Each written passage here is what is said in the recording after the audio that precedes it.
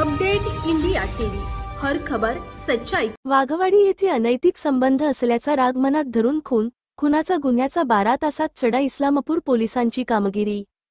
वाघवाडी फाटा येथील अशोक धाब्याचे समोरील गेटजवळ संशयित आरोपी क्रमांक 1 अरविंद उर्फ राघू साटम याचे पत्नी सोबत मयत व्यक्ती सौरभ राजेंद्र केर्लेकर वय 30 वर्ष राहणार माळगल्ली याचे अनैतिक संबंध असल्याचा राग मनात धरून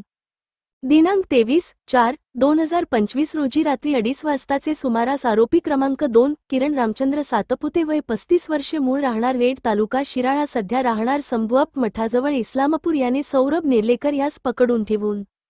आरोपी अरविंद उर्फ राघू साटम याने त्याचेकडील हातातील लाकडी बेसबॉल स्टिकने सौरभ नेर्लेकर याचे डोक्यात व चेह यावर मारहाण करून गंभीर जखमी करून त्याचा खून करून सदर आरोपी हे पळून जात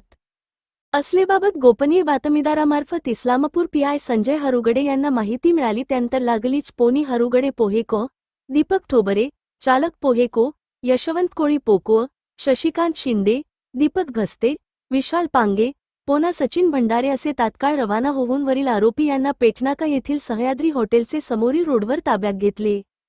व त्यांना त्याचे गाव विचारले असता त्यांनी त्यांचे नावे अरविंद उर्फ राघू सुभाष साठम राहणार शिवनगर इस्लामपूर 2 किरण रामचंद्र सातपुते वय 35 वर्षे मूळ राहणार रेड तालुका शिराळा जिल्हा सांगली सध्या राहणार संभुअप्पा मठाजवळ उरून इस्लामपूर असे सांगितले। त्यानंतर त्याचेकडे वरील खुनाचे अनुषंगाने चौकशी केली